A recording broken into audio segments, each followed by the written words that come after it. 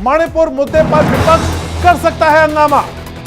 तो देखिए 20 जुलाई से जब से इस सत्र की शुरुआत हुई और तब से बार बार हंगामे की भेंट चढ़ रहा है और ऐसे में दिल्ली अध्यादेश बिल से जुड़ी भी जो खबरें मिल रही है इसको लेकर ये कहा जा रहा है कि आज जब सदन में दोबारा से इस अध्यादेश बिल को लेकर के चर्चा की मांग की जाएगी तो इस बीच में विपक्षी दलों का जोरदार हंगामा भी हो सकता है। तो आपको बता दें संसद में हंगामे के आसार है। मॉनसून सत्र असल में हंगामे की बरसात में बह गया है और जाहिर सी बात है मणिपुर मुद्दा लगातार संसद की कार्यवाही को स्थगित कर रहा है और इसी मुद्दे को लेकर विपक्ष हमलावर है। तो लगातार विपक्ष सरकार को घेरने की कोशिश कर रहा है और कह रहा है कि मणिपुर से आगे और उससे बढ़कर दूसरे किसी मुद्दे पर बात हो ही नहीं सकती।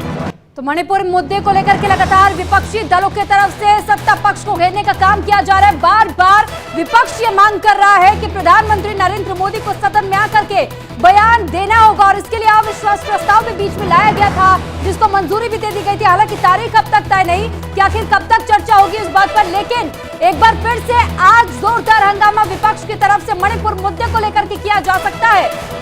तो नए हफ्ते की शुरुआत लेकिन मॉनसून सत्र के लिहाज से यह भी हंगामेदार रहने की बात कही जा रही है। आपको बता दें संसद में आज भी गतिरोध रहेगा, इस तरह की तैयारी विपक्ष ने की हुई है।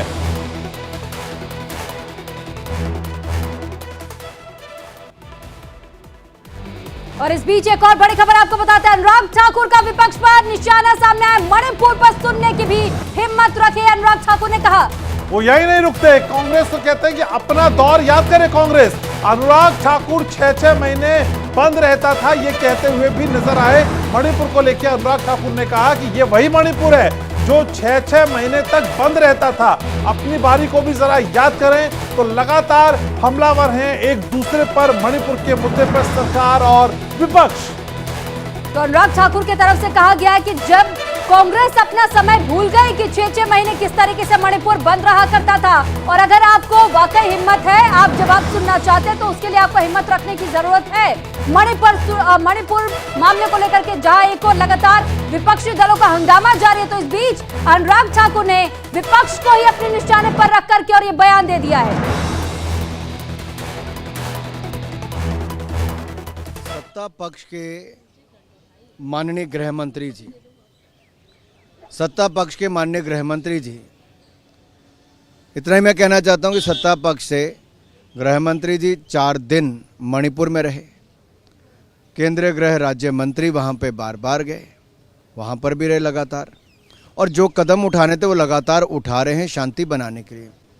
विपक्ष अशांति फैलाने का काम ना करे, भय और भ्रम फैलाने का काम ना करे, चर्चा में भाग लें और सुनने का भी हिम्मत रखें ताकि उनको पूरी जानकारी मिले।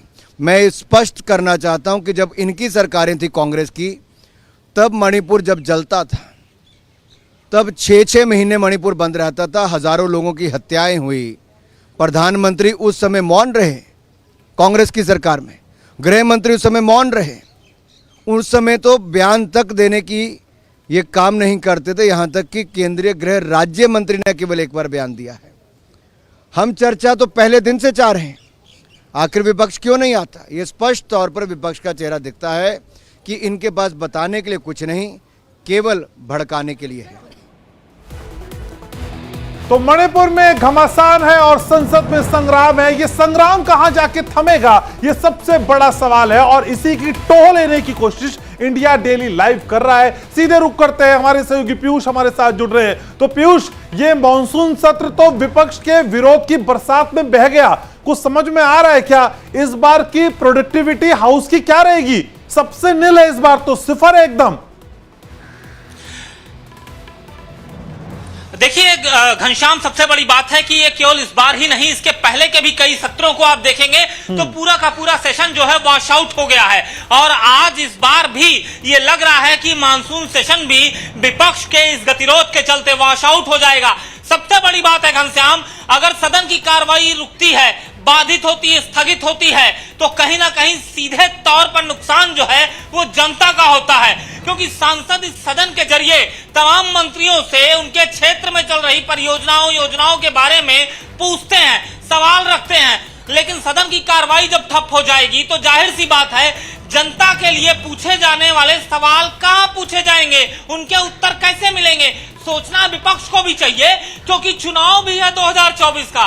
ऐसे में सरकार के तरफ से जो योजनाएं बताई जा रही हैं, प्रधानमंत्री नरेंद्र मोदी की पूरी सरकार ने 9 साल का जो खाका खींचा है, उस पर सवाल कहां से उठाएंगे।